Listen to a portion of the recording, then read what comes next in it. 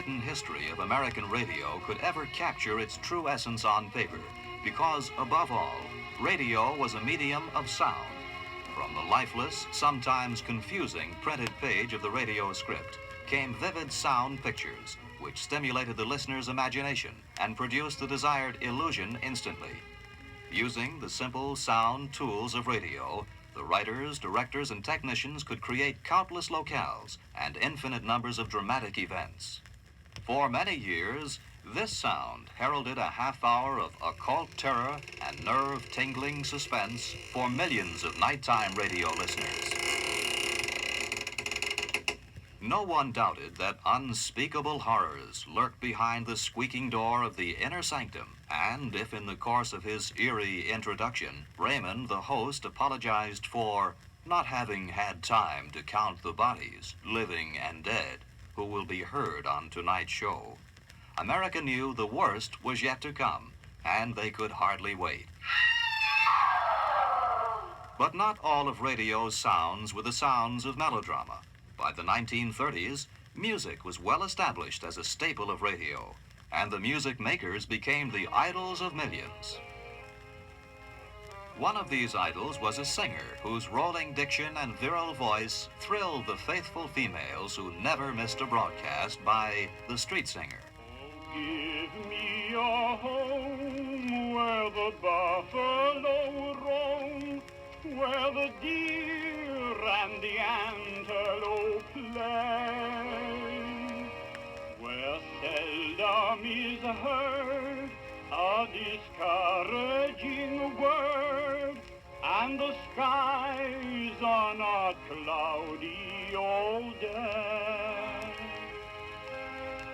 Home, home on the range, where the deer and the antelope play, where seldom is heard a discouraging word, and the skies are not cloudy all day.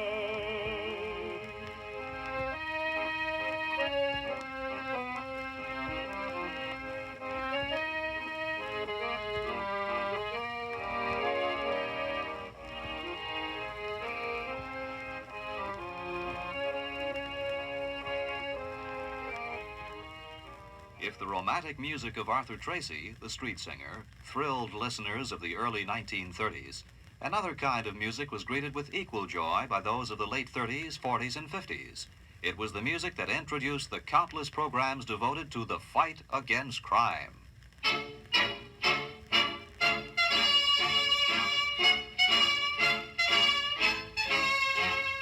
Another great story based on Frederick L. Collins' copyrighted book, The FBI in Peace and War. Drama, thrills, action. Tonight's story, The Traveling Man.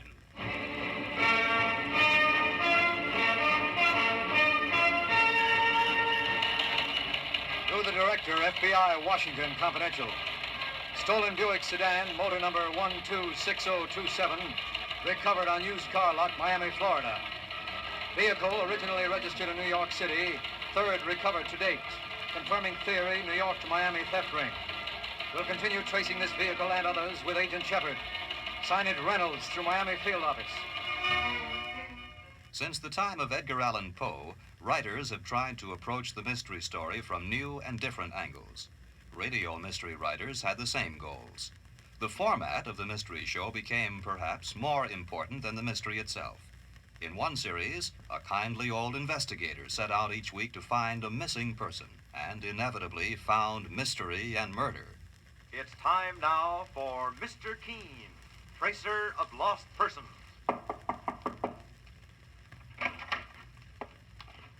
Miss Carson, my name is Keen, and this is my partner, Mike Clancy. We're investigating the murder of Donald Travers, your niece's husband. We were asked to take the case by Jane Travers, your niece. May we come in?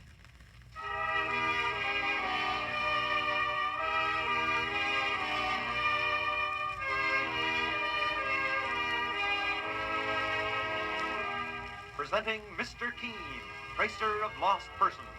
in our new Mr. Keen series, in which the kindly old investigator brings to us his most celebrated cases on Mondays through Fridays at this same time. Tonight, the Shrieking Prisoner murder case.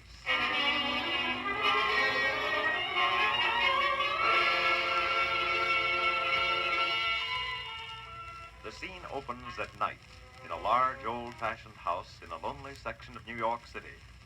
A young man has just entered the darkened interior, and as he moves across the room, he hears a sudden, blood-curdling shriek of frustration and anguish coming from another part of the house.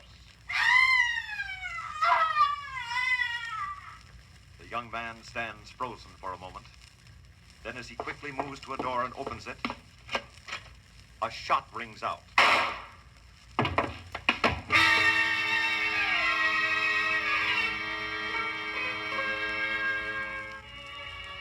A moment later, a murderer peers down with grim satisfaction at the figure on the floor. The lifeless body of a young man with a bullet through his heart.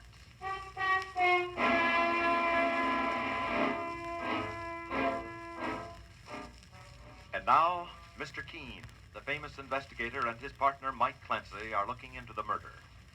The scene of the crime is a home owned by two weird sisters, Martha and Amy Carson. And the murdered man is their niece's young husband. Why has he been murdered? Mr. Keen is first attempting to find the source of the frightful shrieking which has been heard in the house. But he and Mike are being blocked by Martha Carson and Luther Prague, her burly handyman, who has entered the room with an axe in his hand. As Mr. Keen says, Martha Carson, I'm here with my partner, Mike Clancy, to investigate the murder of young Donald Travers. I suggest you tell your handyman to let us go upstairs. If you try to prevent us, you'll only put yourself further under suspicion for the murder that occurred in this house last night. In sharp contrast to Mr. Keen, there was the fast-talking, hard-boiled insurance investigator, Johnny Dollar. Expense account item 4, 5 cents, phone call. Police headquarters. Give me missing persons. Any particular one? Don't be a wise guy. Lieutenant Fisher. Yes, sir. Lieutenant Fisher. Oh, Fisher, this is Johnny Dollar. Well, hello, Dollar. What did you lose? Practically everybody. Let's start with a girl, Theodora Butts. You mean you lost your girl? Why didn't you call Dorothy Dix? Don't waste time being clever. Just check your reports, will you? Hold on. Buddington, Bumpus, Byers. Nope, nothing on her, Dollar. Okay, well, try this one. Brooks, Milford III. Bullseye. Brooks, Milford III.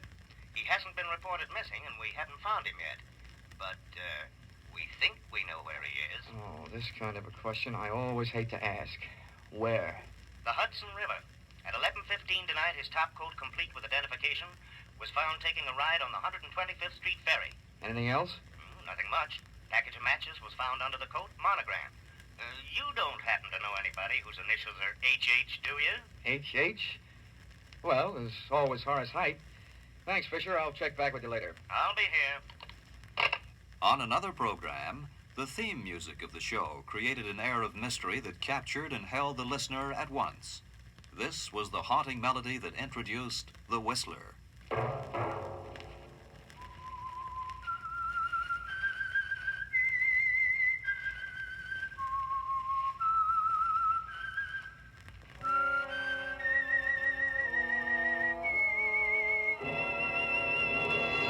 I am the Whistler, and I know many things, for I walk by night.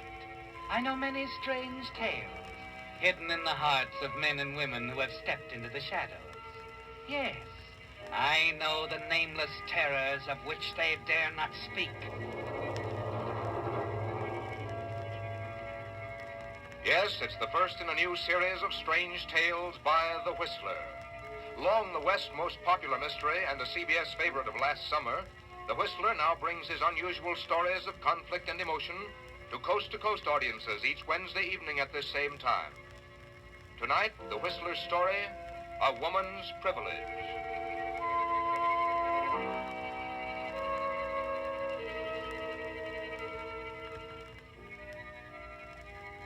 In the drawing room of a palatial home in Newport hang a pair of priceless oil paintings, one of an Italian nobleman, the other his wife. The surfaces are cracked, the frames old and worm-eaten, but the colors are as fresh and brilliant as if they were painted yesterday. There's a strange connection between the paintings and a sordid, ugly scene in a New York police station not far from the East River. It was very late, and in the next room, a homicide lieutenant was grilling a suspect. The charge was murder. In the opening format of the Whistler series, we find the radio principle of developing a unique sound easily identified by the listener. This uniqueness of sound was also a prerequisite for success as a singer on radio. Bing Crosby had it, so did Kate Smith.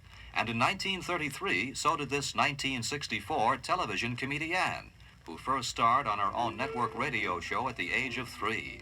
I haven't even met you, except in dreams that are haunting me. Still I feel you are real. I know I'm going to get you. No use in hiding away from me. I'll find you. I'll find you. Come out, wherever you are. Behind a cloud or up on a star. Come out, wherever you are.